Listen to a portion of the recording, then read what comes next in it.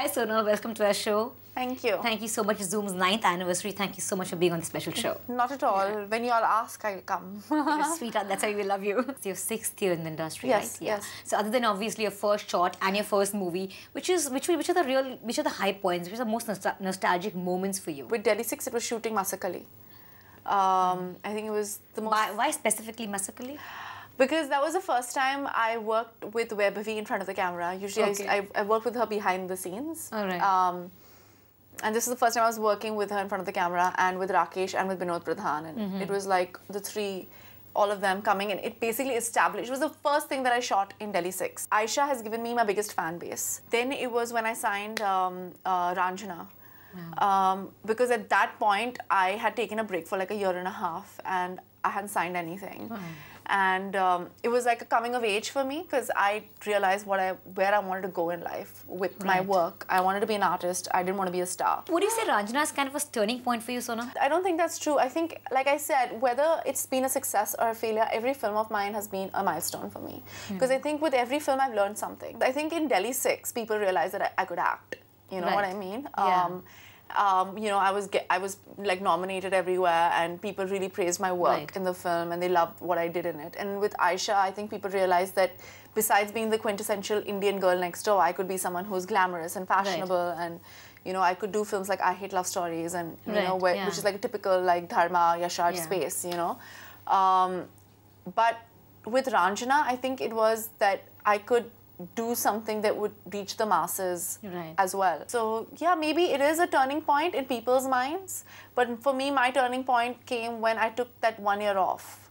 Right. Yeah. To decide that for me, it's not about working with a hero or it's not about working with the biggest director or the biggest project. Right. You know, and while I was offered Ranjana, I was also offered like 2-3 other really big projects with really big heroes. And when I signed Ranjana with Anand Rai, who had just made Tanu Veds Manu before that, and with Dhanush, who nobody actually... Who was in Bollywood as much, really, They were like, what's wrong with you? Why aren't you signing so-and-so film with so-and-so? And why are you doing this film?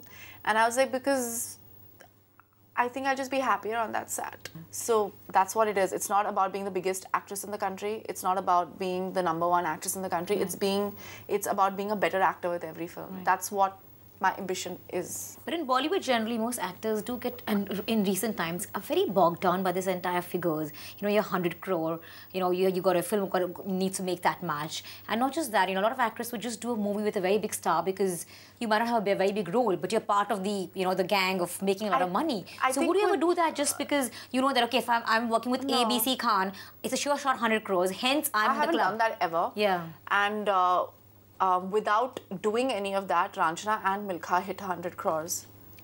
Absolutely, yeah. You know what I mean? I didn't want to do that. I think if you... The thing is, you have to just do things. I mean, for me, I don't do that. It's not about... I don't work with heroes. I want to work... I mean, I would love to work with anybody, but it's not about doing a project with a certain star. It's about... That's not what I want. And I don't judge anybody who wants to do that. I mean... well and good, but I want to be remembered in posterity. I want to be remembered like 20 years down the line, 30 years down the line as someone who actually did some good stuff. Talking about being the best actress in the world, there was this news recently about you doing a Hollywood film with Johnny Depp. That sounded very good, so tell us about it. No, you know what, I'm constantly auditioning for a lot of films. Okay. Like I said, I've auditioned for my first film, for my second film. I auditioned in Yash Raj like 2 years ago, and with that audition, I got this film.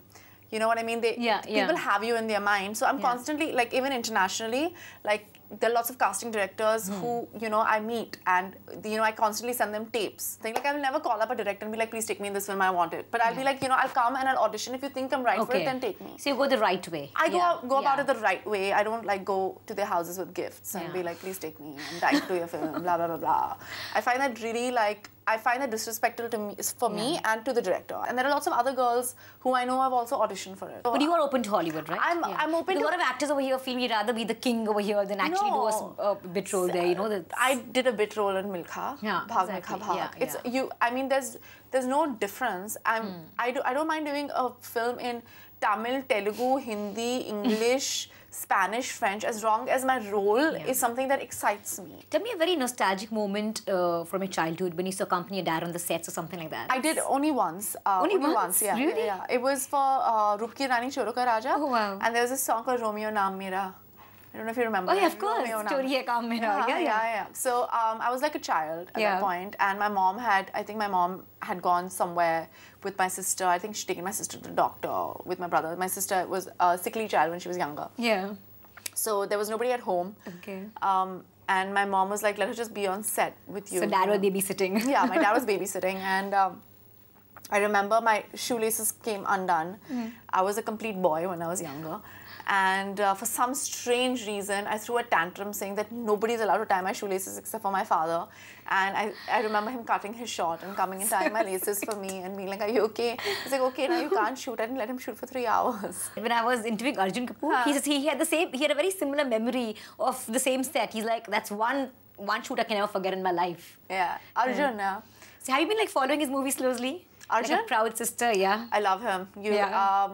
He is... he's amazing, you know. He's got a great spirit. He's gone through a lot in life. Yeah. And you know, he had like severe asthma when he was in school. He was overweight after that, and he's lost his weight. Not cured completely of asthma. He lost his mother. You know, he comes from a broken home, and for someone like that to kind of be where he is right now, he runs his own house now. You know, he stays opposite my house. Everything. He does everything on his own. But is he protective of you? No. Oh, you are? No, we aren't. We're just, because we're like 15 days apart. We're almost like twins.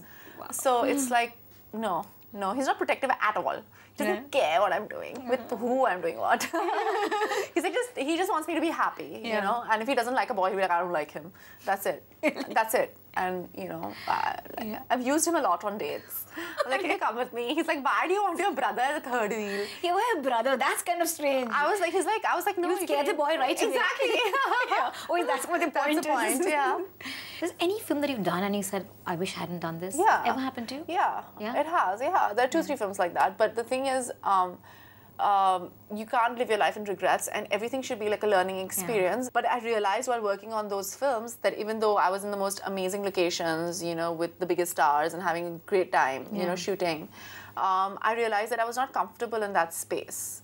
You know, I was not comfortable doing films without scripts or doing films because they were with like big stars. Our industry is very star-driven, and so, not even star-driven, I would say super star-driven, right? Yeah. But there has been a slight change that's happening. Yeah, I think it's because not much. Not much. Yeah, I think maybe there was Aisha, there was Dirty Picture, there was Kahani. I think Deepika in Cocktail was a good example. Yeah.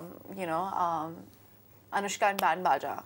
You know, I think those are great female roles. I love Parineeti.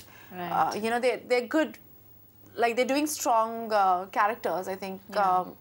You know, I think who to look out for is, I think, Alia and Highway. I think a lot of people are, you know, very excited about what she's doing in that film. That was superb, Sonam. That was really superb chat. I love what you said. So much women power. Yeah. And thanks for being on our show, and it was great talking to you. Thank you so much.